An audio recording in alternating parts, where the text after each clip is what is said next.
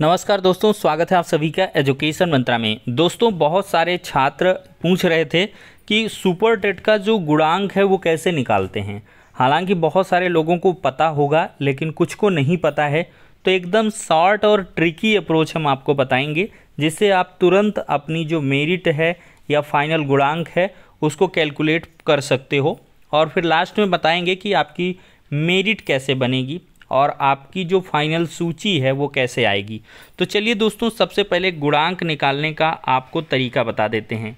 तो दोस्तों, final merit list कैसे कैलकुलेट करते हैं। तो दोस्तों, जो अध्यापक सेवा नियमावली है उसमें ये है कि एकेडमिक और सुपर टेट, इसको हालांकि हम सुपर टेट अपनी आसानी के लिए कह देते हैं, अन्यथा ये सहायक अध्यापक भर्ती परीक्षा, ठीक है, ये परिणाम का जो है 60% लेते हैं। तो एकेडमिक का 40% और सुपर टेट जो जूनियर का हो या प्राइमरी का हो उसका 60% लेते हैं। अब एकेडमिक में दोस्तों ये लोग मानते हैं हाई स्कूल, इंटरमीडिएट, ग्रेजुएशन और बीएड बीटीसी, इनमें से कुछ भी आप कर रखे हैं। तो हाई स्कूल का ये 10% ले लेते हैं, इंटरमीडिएट का 10%, ग्रेजुएशन का 10% और बीएड बीटीसी का 10%। किसका 10%? प्रतिशत का 10%। ये नहीं कि आपके मार्क्स का 10%, ऐसा नहीं होगा कि रिजल्ट में आपने मार्कशीट देखी और उसका आपने मार्क्स देख लिया, उसमें का 10% ले लिया। नहीं, परसेंटेज का 10%, ठीक है, परसेंटेज ऑफ परसेंटेज लिया जाता है।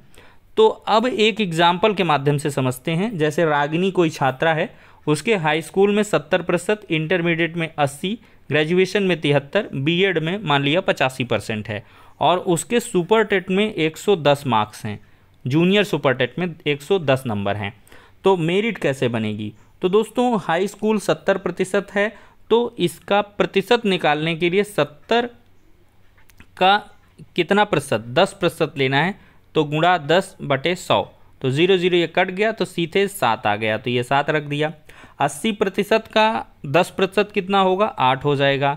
ग्रेजुएशन का सीधे से 10 से आपको भाग देना है, तो 7.3 हो जाएगा। ये 85 है तो 8.5 हो जाएगा। अब दोस्तों देखा जाए तो सुपर टेट में इनके 110 नंबर हैं, तो 110 नंबर है ना, तो 110 आउट ऑफ 150 गुणे 100, तो ये आपका सुपर टेट का परसेंटेज आ जाएगा। अब इसका हमको 60% लेना है, तो 60% कर लीजिए। 100 कट गया, ये 0 आप काट दीजिए, 5 तियाँ 15 और 5 दूना 10 हो गया, 3 दूना 6 हो गया, गैर दूना 22 और गैर चौक 44, तो यहाँ पर सीधे दोस्तों 44 आ जाएगा। तो ये आपका 44 यहाँ से आ गया। लेकिन मैं आपको एक ट्रिक बताता हूँ, आपको कुछ नहीं करना है, मार्क्स में 0.4 से मल्टीप्लाई करना है। जैसे किसी के 90 अंक आए हैं तो 0.4 से मल्टीप्लाई करो तो आपका सुपर टेट का गुणांक निकला 36। अगर आपके मान लिया 80 नंबर हैं, 80 वाला तो क्वालिफाई ही नहीं करेगा, तो ये 32 इसका गुणांक हो जाएगा। ठीक है दोस्तों, और 90 और 97 देखिए जिसके नंबर होंगे वही आगे वाले चरण में पार्टिसिपेट कर पाएगा, अन्यथा वो फॉर्म ही अप्लाई नहीं कर पाएगा। अभी एक फॉर्म आपसे भरवाया जाएगा। ठीक है दोस्तों, मान लिया आपके 120 अंक आए हैं तो 0.4 से मल्टीप्लाई कीजिए, तो सीधे से 48 आपका गुणांक सुपर टेट वाला बन गया। ठीक है, अब इन सारे गुणांक को आप जोड़ लीजिए। ये एकेडमिक है, इसका 40% ऊपर वाला, ये आपका सुपर टेट का 60% है। आपने पूरे को जोड़ लिया तो ये मेरिट बन गई, आपकी फाइनल गुणांक बन गया 74.8।